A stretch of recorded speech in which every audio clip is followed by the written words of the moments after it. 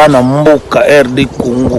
Nous avons correcteur news avec Yemoko Rachou, la caramel. Tout ça, la news na temps réel, veut dire de s'abonner pour qu'on a jamais tous à la déci. Correcteur News TV. Correcteur News TV. Awande correction, il y a ba news tout.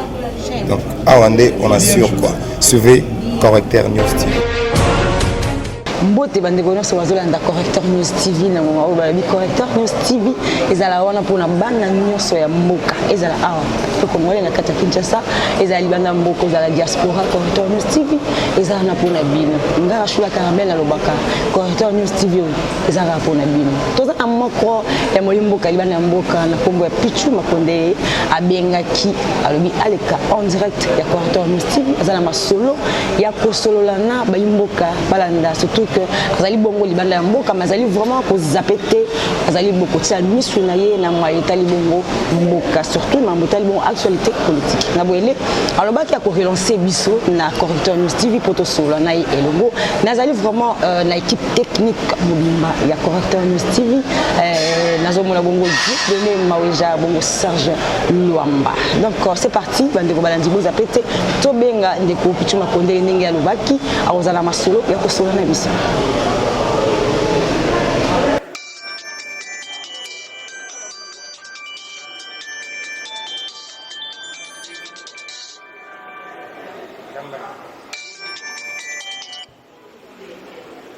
Allô? Allô? Allô? Bonsoir, maman Rachel et Correcteur News TV. Jeune Royo, ils ont compris sa mission d'information en temps réel. Bonsoir. Bonsoir, papa Pichu Makongele. Pabi, moi la moka, malgré Libanda, vous êtes toujours Kolanda Bongo, l'actualité à Moka quoi. Donc, merci Ndenge Obengi, en tout cas, Correcteur News TV. Et là, Bonio. Non, Kimia Ezali, Ozali, Nzamba, Mabiso, mais passe na mute mais nini papa? Instabilité dans la Moka, spécialement à côté à l'Est, au Yénik. Dans l'émission précédemment, j'ai beaucoup insisté à propos de la situation où Ezala qui régnait à niveau il y a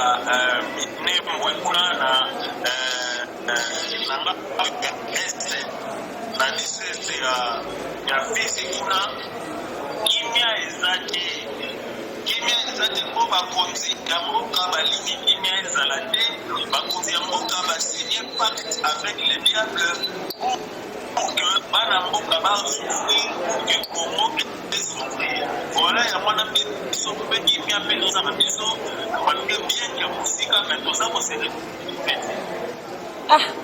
mais ndeko Pichu Makondele ndenge nini okoloba ke bakonzi ya mboka basigné pacte na badiable place wana na manyo yango mpe ya malamu te. Mais est-ce que vous voyez que le président Félix Antoine Tshisekedi Tshilombo avant akende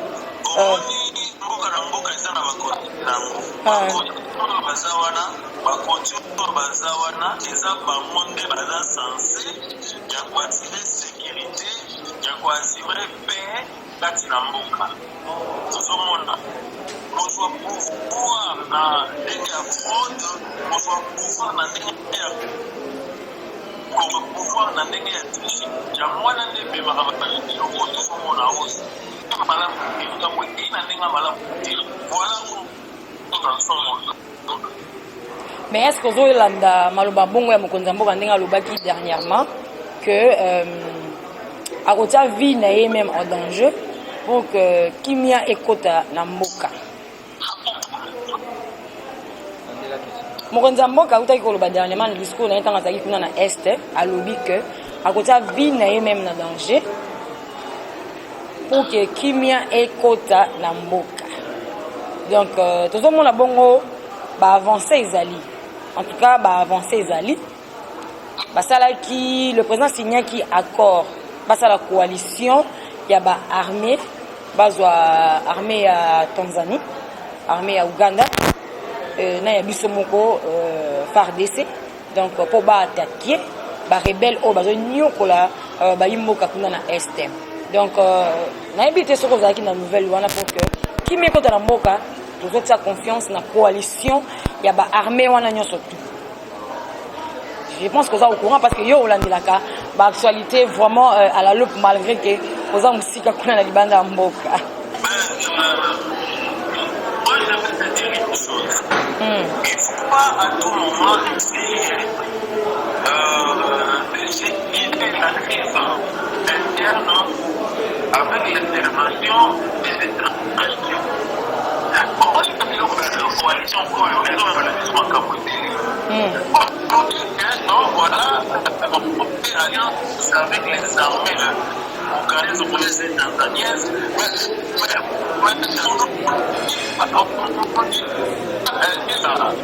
Ça, c'est le voilà, même si ils sont rebelles, ils sont fustigés, on a rebellé sur les canalisateurs, l'exploitation, il y a beaucoup de cannabis au Congo, ils ont ça à niveau, d'une manière stratégique pour soutenir.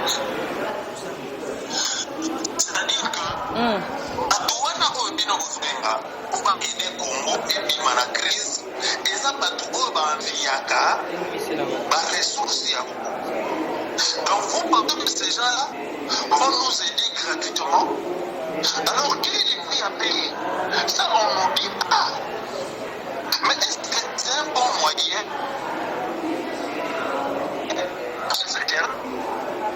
Moi, je ne pense pas. Et donc, ils ont dérangé Bisson Kobana à Congo. Et puis, il y a des vendre sur une même table Bisson Kobana à Congo. Quand on dit ça, nous pas mon avis sur cette étape, on a Bisson, pourquoi seulement à l'Est, il faut qu'on ait une intervention? Il faut qu'on ait il faut qu'on ait entre-temps, ce sont les mêmes personnes qui sont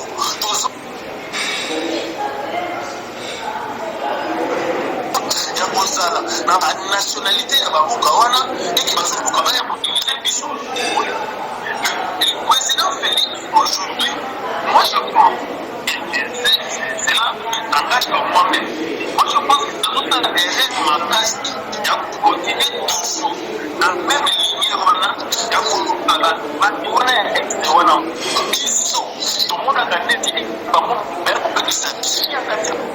Ndeko Pichuka Kondele. Allô? Oui, maman Rachel.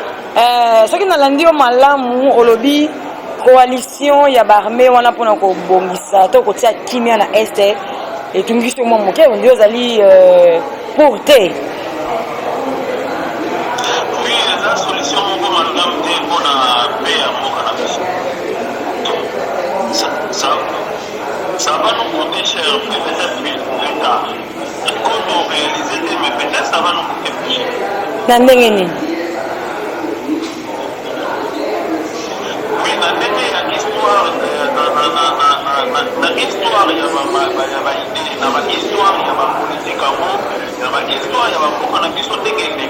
à chaque fois qu'on fait recours dans la Moussousou, quand ils vont nous aider après, ils vont y pris autre pays. C'est-à-dire qu'il faut aller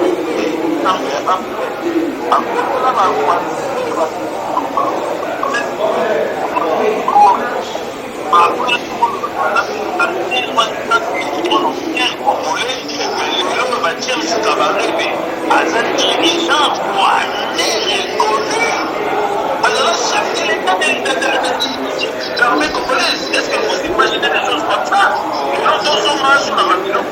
Moi je pense que ça peut être malade. Voilà. Bon, en fait, général, il y a par décès. On a qui m'a déclaration mon public, point de presse, on a expliqué qu'il vraiment à long et à large solution à coalition et à l'armée pour neutraliser les rebelles. Alors dans l'action moi extrait il y a vidéo voilà comme ça là comment expliquer qui et puis aussi l'analyse sur Yango. Il y a l'action aussi quoi. D'accord. Et souveraine. Les forces armées de la République du Congo mènent des Papa Pichu aux Olandango sur le sol congolais avec Antoine Defo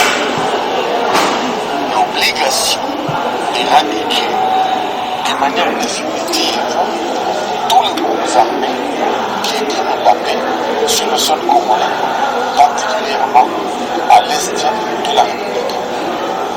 Actuellement, par exemple, nous menons des opérations de cette manière-là souveraine à Mayangos, dans le pays. Nous les menons seuls.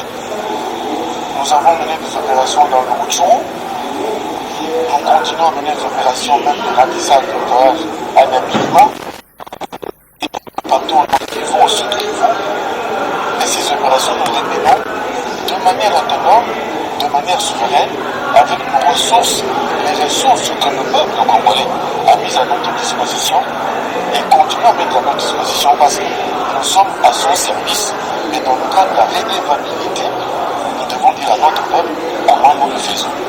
Et donc, nous continuons à mener ces opérations, nous allons continuer à les mener parce que l'objectif c'est zéro groupe armé et la paix totale sur l'ensemble du pays, de manière que les ressources que le peuple congolais dégage sont consacrées plutôt au développement et à son mieux-être.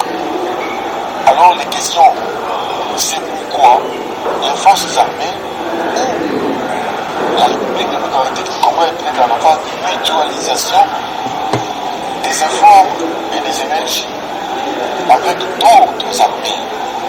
Et on le fait ailleurs.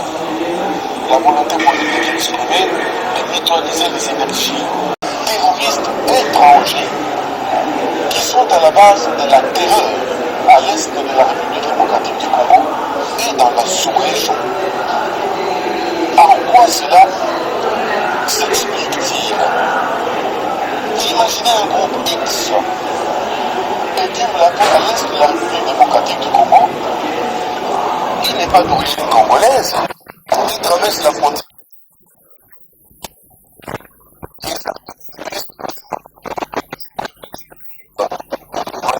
La volonté.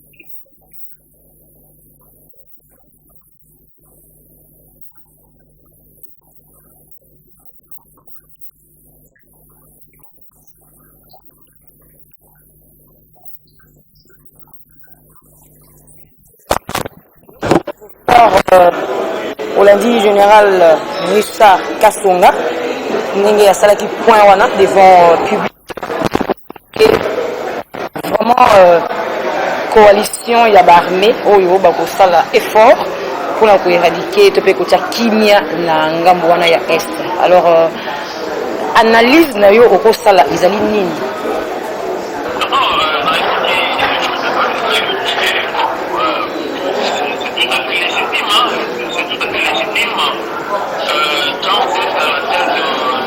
Oui, ndeko Pichu, tozolanda yo. C'est tout à fait légitime. C'est tout à fait légitime de sa part. Il y a cette excellence-là de l'armée congolaise. Ils sont dans ce pays, Oh, moi, vous voyez, bibi non surtout. Pardon?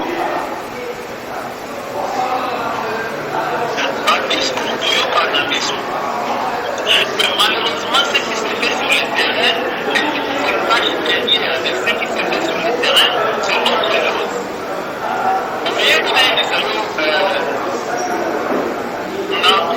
une histoire, on a mappé, on a pris le thé, on y est mis quoi? On y est mis l'eau qu'il y a dans la tête de Wana, on y est mis. Après, on a mappé, on a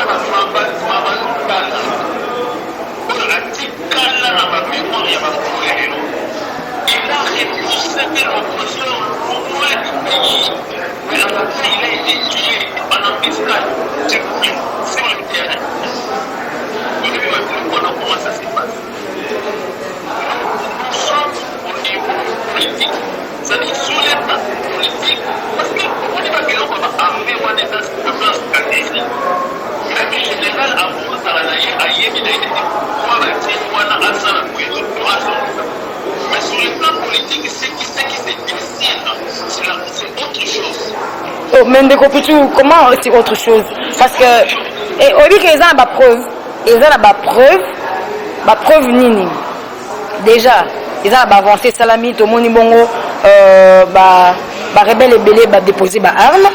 Et puis, ndenge zala qui attaque chaque semaine au yoka que non rebelle babomi autant de personnes nombre d'abord ils allaient réduit et puis information ils ndenge zala quitté que au vendu boy semaine il y avait des morts semaine il y avait des crimes tout ça et tout en tout cas nombre ils allaient réduit et puis information ils allaient ndenge zala qui sauter ça c'est déjà un avancé et puis à part ça tous allez sous na ba information dernièrement je crois il cause la lobby porte-parole il y a FARDC nangam il y a Sukola 2 bah pour ça qu'il y a information qu'il y avait chef moko et rebelle bah neutralisé qui est na 4 gardes corps naïe alors déjà ils allaient nouvelle moko oyo ils ont ça la topé zo l'axabis déjà que non coalition hein topé makasi il y a armée na biso FARDC bah allez vraiment que ça la musala bah ça vraiment en action quoi. Voilà, pour ton information,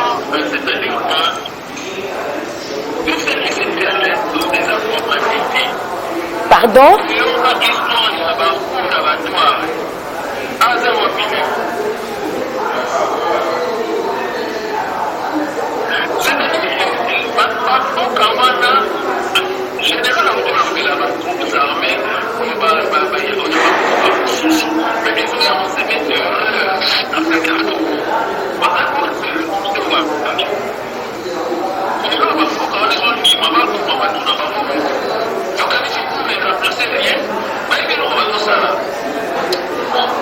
Ndeko Pitu na ils vont tuer ceux qui tuent là, ils vont remplacer avec des gens qu'ils connaissent très bien. Il y a des bateaux qui vont remplacer la macabre. Si on a pas pour les bateaux en contrôle, il y a un mais est-ce que vous avez déjà que non mais ça là au faire des saisons ça là bateau be bazo louer yango bazo sepela na yango iza kutu na bandeko ya société ya bandeko ya lusha donc bango bakendeki na babiloko ba vivre ya bapesi bango babiloko kolia donc ba accompagner bango en tout cas bapesi biloko na pour féliciter nous ça là au faire des saisons pour ça là ndenge nini yoza ko douter donc oza ko croire kana misala oyo ba ramena so zaki ko sala te na ngambo est ndeko Pitu ba kondeli. Ça, c'est faire endormir la population congolaise. Oui, ça fait endormir la population congolaise. Mais on dit qu'il y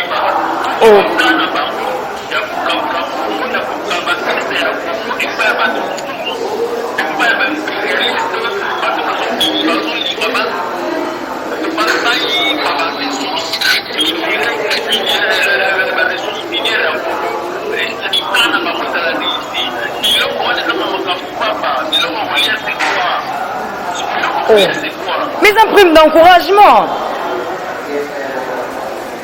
C'est pas encouragé. C'est ce que je te dis, non? C'est ce que je te dis, non? Ils sont qui façon pour compenser, ils ont mérité. Mais est-ce qu'on y est la même, est-ce qu'on y est même ensemble, parce que louche ensemble la population est bénie, ne va pas dire qu'on peut pas se faire d'ici. La corruption est faite pour endormir la population. La corruption est faite pour limiter la population. Pour battre, pour la population. Comme n'est papa, n'est papa, à la maladie. Pour la maladie, c'est ça. Ndeko Pitu Makonde, ceux qui n'ont dit au malam, je crois, dans l'ambo est, modèle ezaki ko ganga ata dernièrement on to ça qui émission na yo tozalaki vraiment na souci ya komona lolenge nini bato ebele bakufaki oyo banombre wana eza te. est ce que okozala vraiment na raisonnement to mpe okozala na motema to mpe na conscience ya kondima quand même acte wana? C'est-à-dire que pas c'est ça la vision tant que on a testé parce que maintenant la on a vision. Moi quand je ne pas je ne suis pas de l'Est et je suis congolais. Donc c'est ça mal quand je dans la yoga dans le monde qui est pas on a congolais.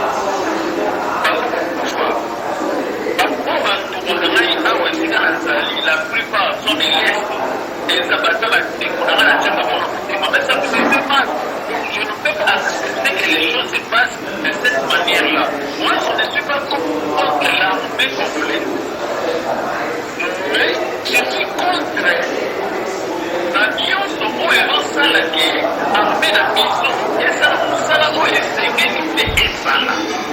Nous voulons des solutions durables, des solutions sûres. Oui, il faut garantir la Katiamouka. Des solutions qui seront favorables, nationaux, et non aux étrangers. Ça, c'est tout à fait normal. On ne refuse pas la collaboration avec les étrangers, bien sûr. Parce que dans l'histoire des relations internationales, constabilité, il y a beaucoup de nations mais d'une manière normale. Et ça, c'est pas pour les calamités esprit, va minérer, où ils ont la mission. Mais comme on a minéré, on a dit, producteur dans le monde, à tout après que le producteur, il y a eu il y a dans la moitié, c'est pas ça. Ça n'existe pas. Mais Ndeko Pichu Makondele, est-ce que vous allez croire na mosala au chef de l'État Félix Antoine Tshisekedi Tshilombo aza kosala te parce que aza kotambola akosala effort ye mona maloba na ye akokotia bomoi ne en jeu? Ndeko Pichu Makondele balobi 300 tonnes. Monsieur Félix Tshisekedi, moi je ne peux pas être contre l'eau. Mais sur le plan sur le plan mais sur le plan pratique, ça s'avère un peu compliqué. Pourquoi? Parce que lui, il s'est engagé avec les gens qui n'aiment pas le Congo. Oh. Même coalition n'a pas de validité. Nous sommes là pour des salariés à un certain moment. Alors quand on a dans les porteurs, on a eu beaucoup, on est à la réalité.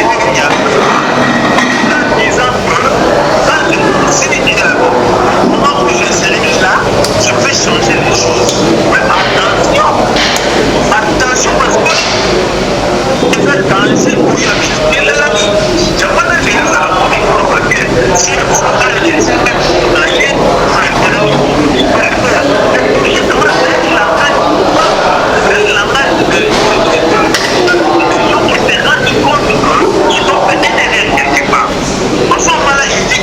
s'il faut couper, je peux pas couper. Parce qu'il s'est senti qu'elle a trahi. Et nous, ça n'a pas tout, ça n'a même diapason pour dire pour sauver les gens. Il y a un problème particulier avec M. Félix Tshisekedi. Ce que je sais, il a commis une erreur qui est très grave de s'engager dans la posture.